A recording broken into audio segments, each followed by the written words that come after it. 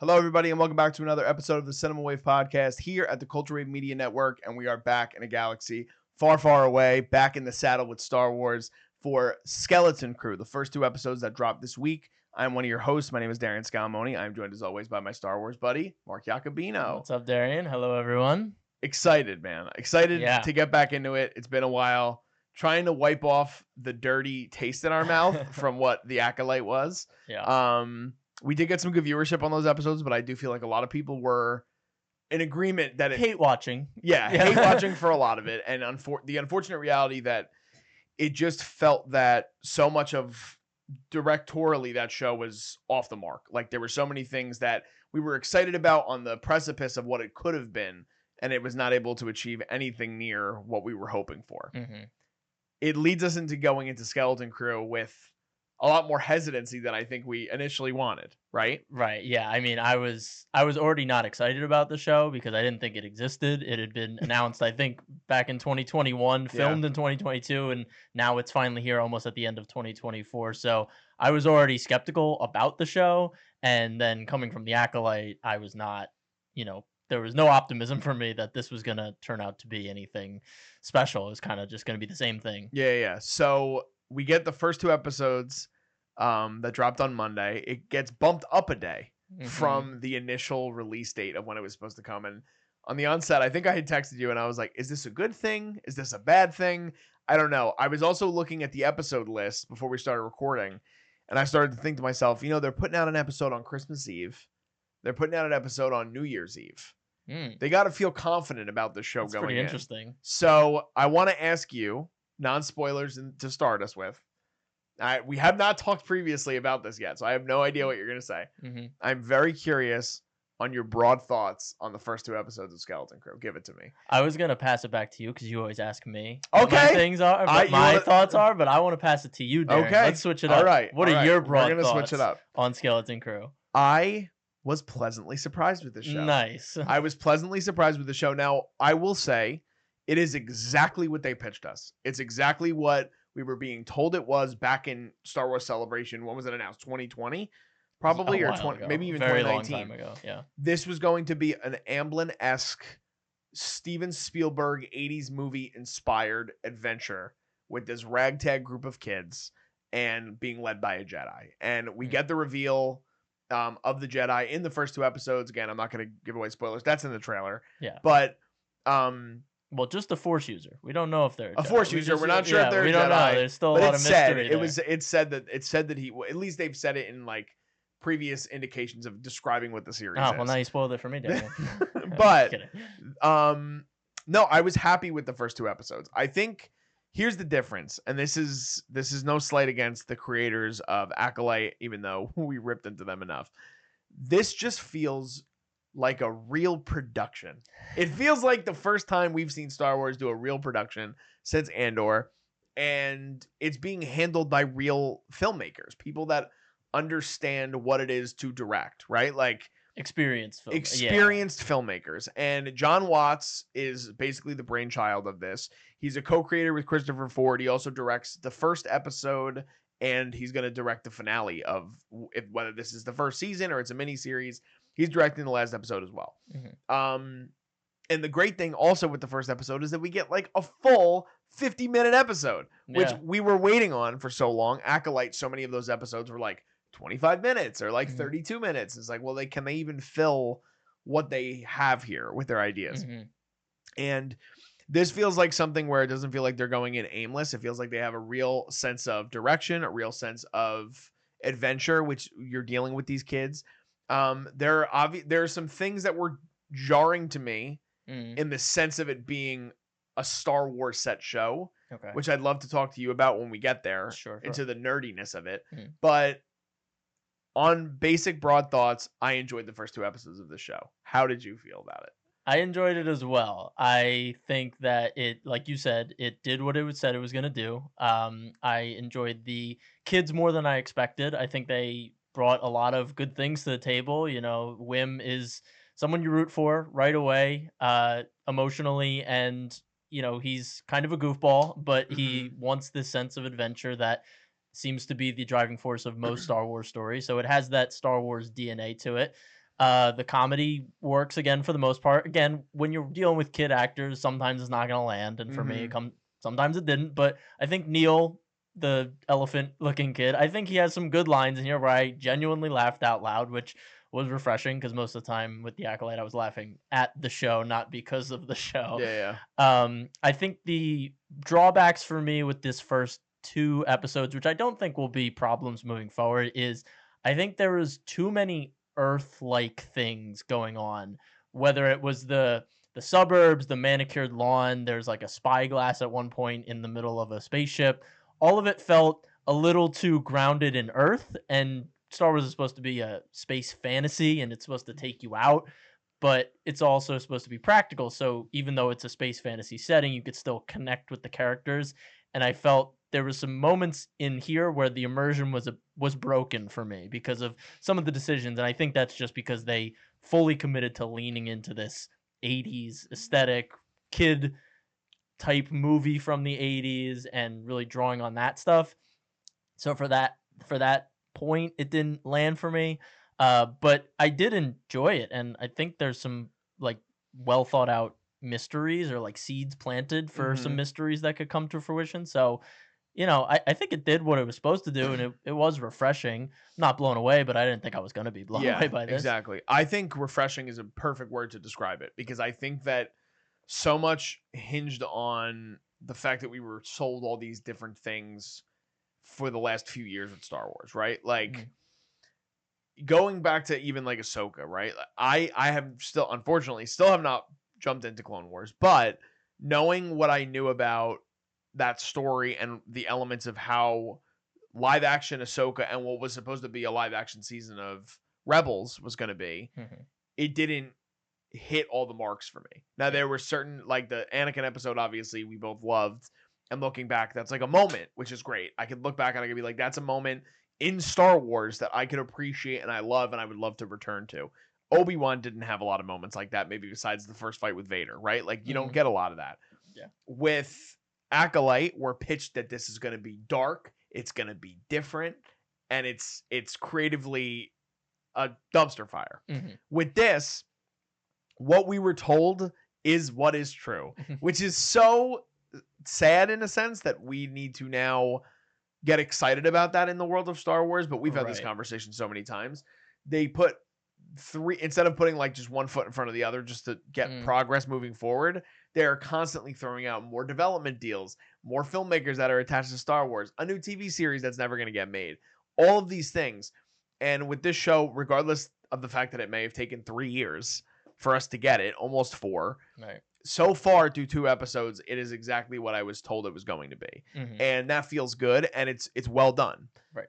In terms of the retro futuristic type of groundedness, that was my gripe as well. So we're on the same page. Yeah. I felt the same way. It felt so out of place in Star Wars. It was a bit too close to like Guardians of the Galaxy. Like Guardians of the Galaxy. Guardians of the Galaxy Volume 3. Yeah. Right? That feels a bit more like Earth-esque, but I always felt Star Wars was good at towing that line, and I felt this was leaning more towards Guardians than it was Star Wars. Yeah, like there's a neighbor with a dog, which is like very like you said, it's very prototypical of like it felt like Back to the Future in a sense to me in that true, thing too.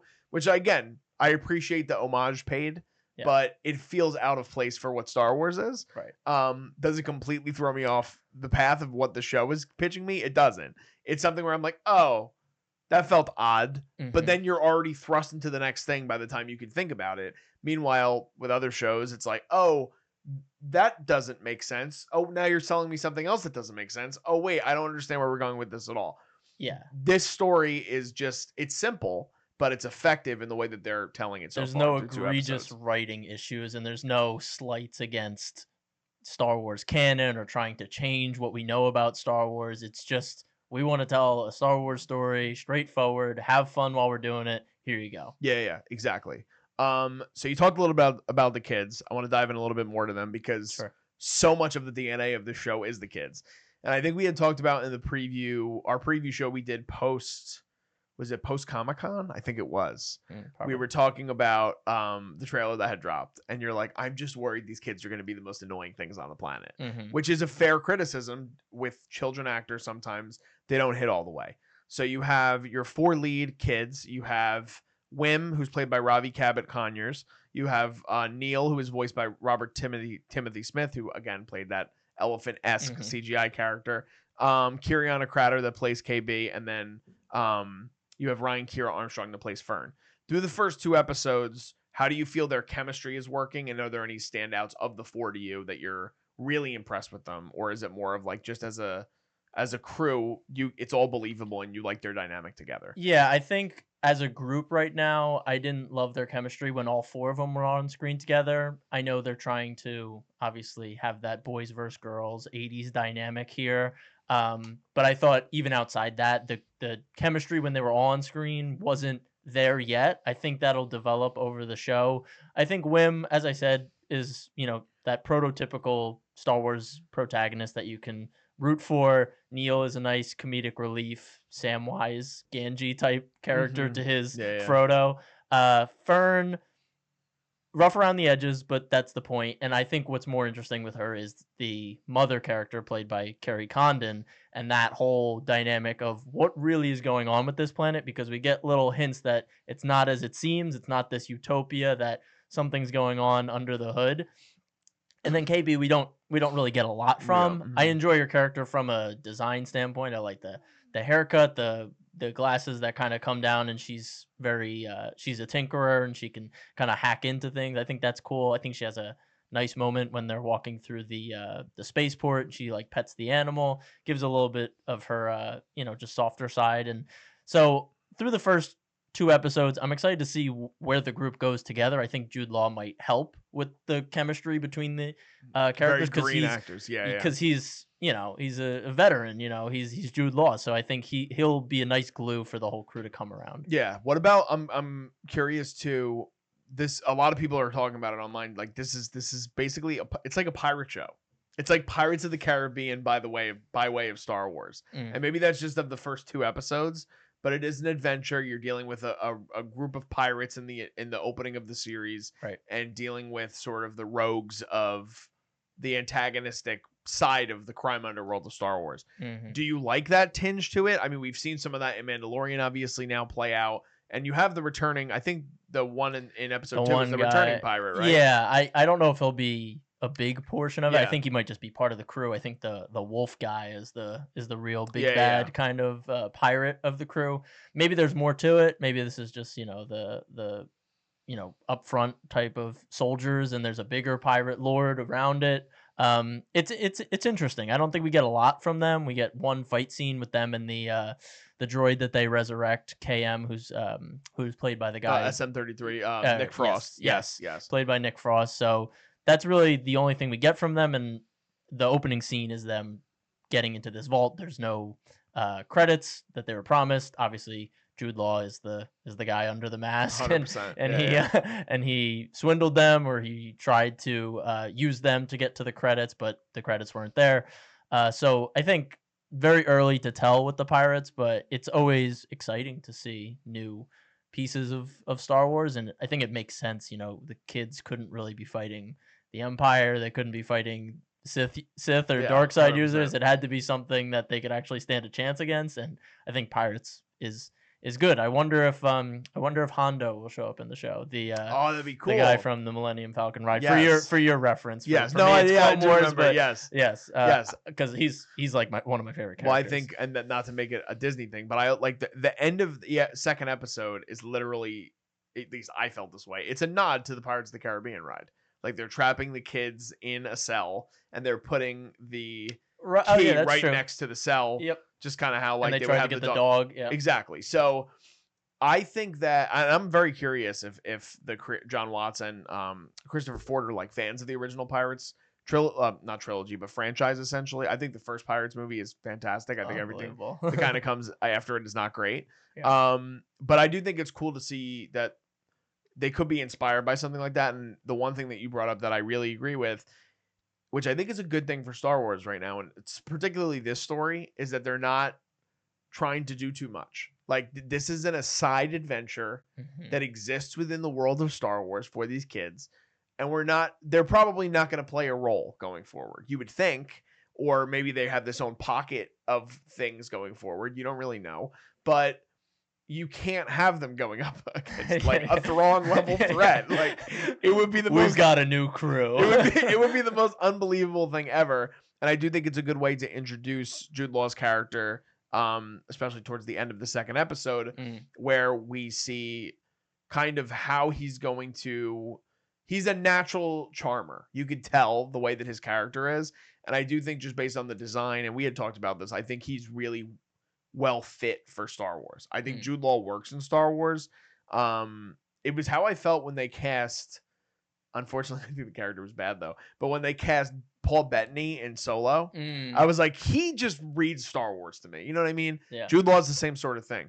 But going back to the kids for a second, I just wanted to give my thoughts. Yeah, of course. I actually really liked Fern. I liked what Ryan Kiera Armstrong was able to do, and establishing that disconnect with Wim, because still, even as children characters, you have to establish that separation of where they come from, right? And Wim is coming from this world with his father, played by Tunde Adebimpe, the character Wendell, who he's a very absent father. He's not always there. Meanwhile, Kerry Condon's character, Farah, always wants to play a role in Fern's life, even if she's also not there. Yeah. It's the opposite for Wendell. Sure. And I think that the dynamic between Wim and Fern is obviously going to play a major role in going forward. And I think she was particularly strong. I was impressed with Ravi as well as Wim.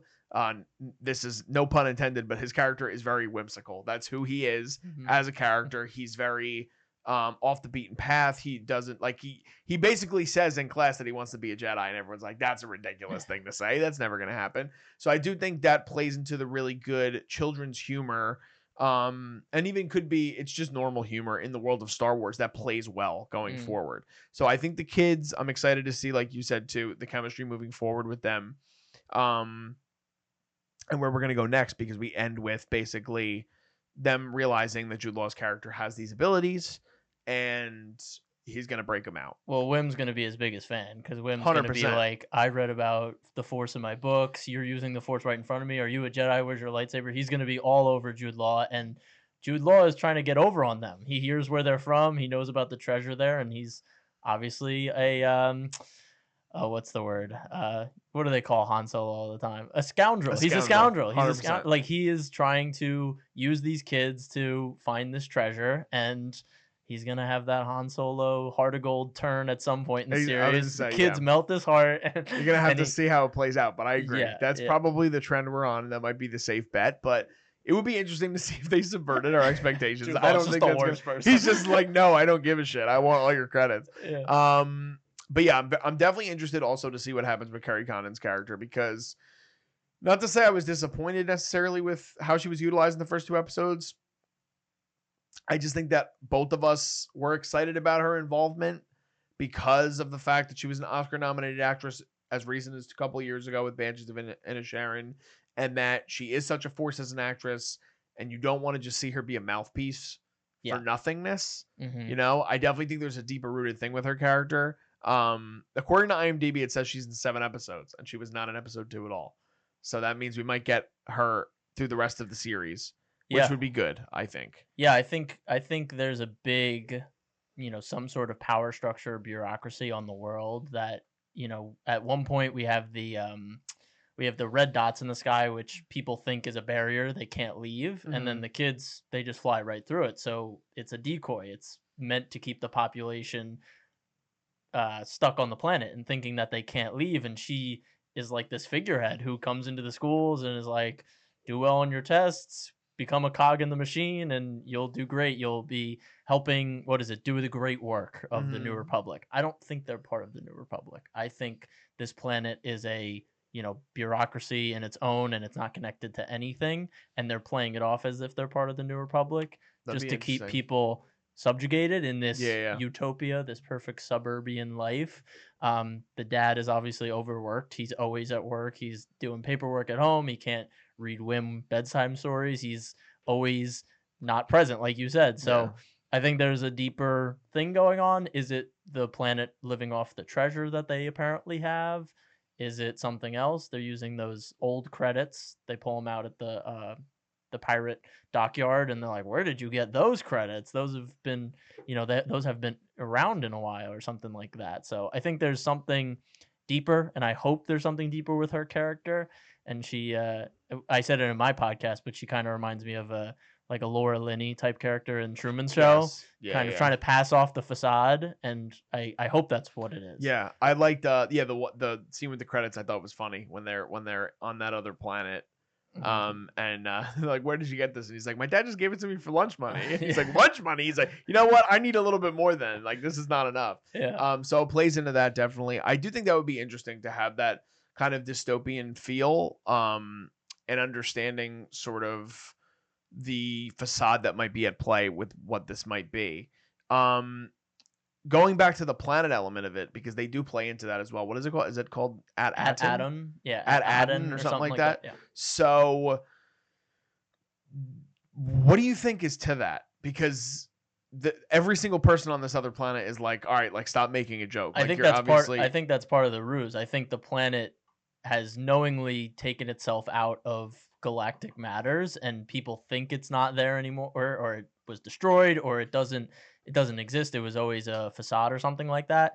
And I think that they did that on purpose to cut themselves off so they could run the planet how they want to run it. Because, we've seen in, obviously the Empire's age or the Republic's age, there's always a large government trying to take control of planets. The Republic wants to keep expanding, the Separatists want to expand, and maybe this planet's like, we're just going to take this power for ourselves and we're going to cut ourselves off. And I think that's the good thing that they've done is create these theories that we could have for, why would someone say that? Is there this lost treasure on the planet? Why did they say that there was a barrier around the sky, but the kids just flew right through it?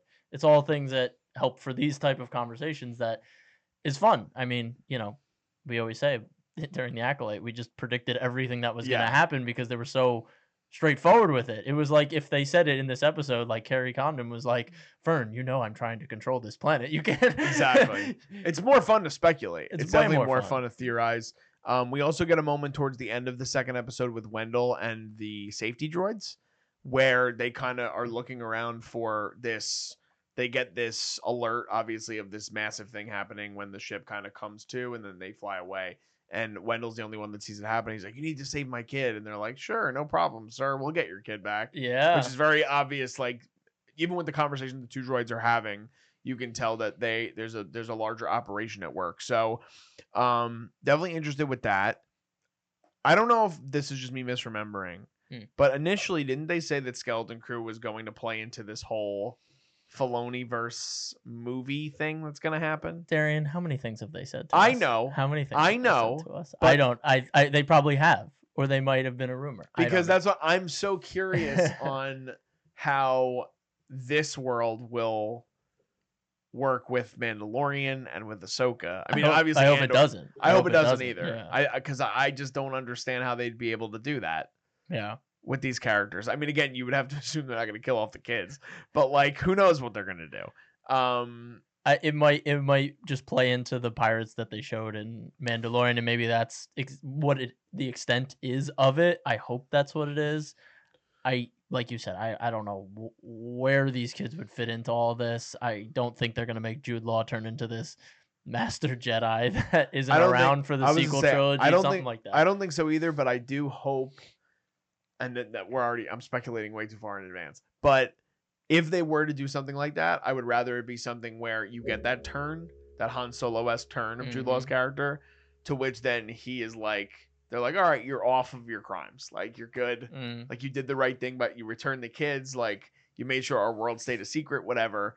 And then he goes off to do his own thing. Right. And then maybe he runs into these people and the kids are left on their own. And then maybe we return the characters of the kids years down the road. You get a second season, they go on a different adventure. That will be fun. But I don't want to see these kids interacting with like Grogu. Like, they can't be dealing within the overall story that you think Filoni is building toward. I agree. You know what I mean? Yeah. The rest of it is, I mean, it's very simple though. The first two episodes, right? It's a lot of exposition, giving you a sense of where their world is. The secrecy, I definitely think, is an interesting part of it, and a lot of what John Watts, I think, has done in his previous direction is he's able to tap into these different genres, right? Like you've seen all the Spider-Man movies. The Spider-Man movies are like superhero films within like the vein of John Hughes. The TV series that he did, The Old Man on FX, I've only watched a couple of episodes, but it's very espionage-y and it's very like visceral, and he sticks to that really well. And then this is again very much in that vein of the Amblin-esque type thing. So I'm really excited to see the sense of direction going forward. Like I think that his stamp being on every episode, being a writer on every episode, and crafting that full story and giving the reins to very talented filmmakers, the same way like Favreau did. Yeah. Right? With Mandalorian. Season, That's how I feel about it. How do you feel about how this was shot, and do you think this show lends itself to directors like the Daniels, who, you know, in previous seasons of Star Wars TV, we've had these big name directors, but they come in and it's pretty sanitized. It doesn't feel like any of their DNA is on this. Do you think that this show, because of the way it's structured and how much fun and how much, you know, adventure there is in it, do you think the Daniels are going to be able to really play into what they did with like Everything Everywhere All at Once? I think they could, because it'll depend on, again, how it's being structured, right? Like, I think about that first season of Mando was like just an all-star cast of directors. And I think like one director that stands out to me that was able to play well in the Star Wars shoebox, but you're able to kind of tell their direction every single time, is Femi Yiwa. Like every time Rick directs something, I'm like, oh, that feels like something that Rick would do, right? I have a feeling the Daniels episode, which I believe is episode 4, is going to be a very like zany episode. Like it's going to be something that feels off the beaten path. With episode 2 is directed by David Lowery, who he's done a number of different things, but I think he kind of also has that element of like having like a seedy underbelly, and you get a sense of that in episode 2 when you get to this different planet that they're on, where there's pirates and they're dealing with the fry cooks and the weird creatures. So I think there is room for that to happen. Daniels obviously are the big standout because they're coming off an Oscar win and excited about that. I want to just double check the other directors on the episodes, because I know Bryce Dallas Howard. Who she's worked in Star Wars obviously for years now. I feel like there was another big. I think there was one more. I said Jake Schreier, who he's going to do Thunderbolts, so it'll be interesting. Oh, well, David Lowery's doing another episode, so getting to see. Oh, Lee Isaac Chung is also doing an episode. He did. He's coming off Twisters. Okay. So it'll be interesting to see also where what he does with it. I mean, he also previously directed an episode of Mandalorian, which I didn't know. Chapter 19, episode 3, season 3. Season 3, not great. That was but that was the episode with Pershing.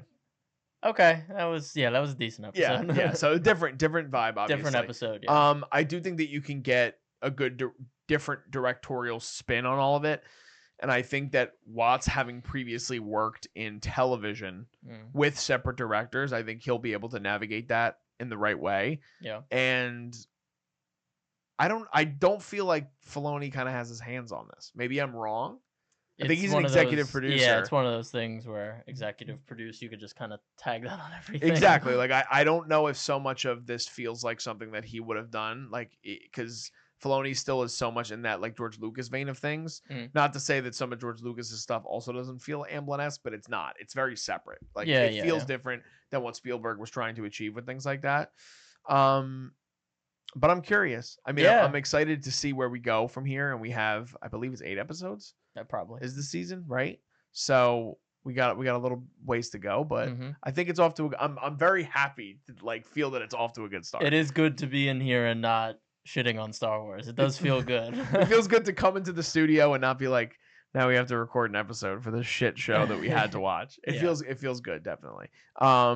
Is there anything else in terms of like the nerdier part of Star Wars that you wanted to bring up, or things that you thought were cool homages to previous works, or anything that you noticed? Yeah, I mean, you know, Fern and KB, their main mission is to get a power converter, which is exactly what Luke wants to do. And A New Hope, we have Wim doing the storybook kind of thing on his tablet, and you know, Luke plays with the starships in the first movie. You have the pan down to start. You know, we see it starts with the stars and then pans down to a planet. Very, very original trilogy-esque. And there was definitely more like homages, and I never thought it overstepped into like fan service, Yeah.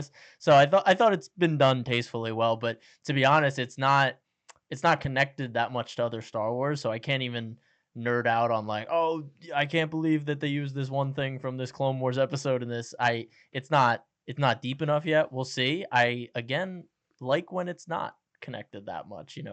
It's good that they're going fully original, because even when they said the Acolyte was fully original, there was so much tie-in to other big pieces of Star Wars. This just can be its own thing, and I don't think there will be many times in this series where you'll be like, what is this? Like, where did this show up before? Give me the backstory on this. I really think that they can kind of carve their own path here, Okay. which is good. Here's my only question. Here we go. And here we go. This is always the fun part, right? So when they get on this other planet, and he pulls out the credit. They say it's an Old Republic credit. I thought that's what they said. That is exactly what they said. Okay, so yes. I can confirm that's definitely what they said. Definitely said Old Republic credit. I heard that and I was like, that seems like something that I should remember. Okay. I have never played. Like, I know Knights of the Old Republic was a very popular video game on the original Xbox and PlayStation 2, and it's a timeline or a time period that people have wanted them to play in. Do you think that has any semblance to do with anything? Oh, I see what you're saying. I think they meant Old Republic credit as in a Republic credit from like the Clone Wars. Like, old is in that. I don't think that that's from 10,000 years ago in the Old Republic. Okay. I think Again, it was more, I don't know the timeline as well as Mark does, obviously. Yeah. I think it was from a previous government or like a past regime. We had the Empire come in, they have Imperial credits. Before that, we have the Republic, they have Republic credits. So I think it was more saying like, this isn't a new Republic credit. This is like old. Yes. Where did you get this? Yeah. It's valuable because it's, we'll get into the geopolitics, new governments, the price of things, the inflation, all that might not be as powerful as the older credits or whatever. Yeah. So I think that's more what they were kind of playing into. Okay.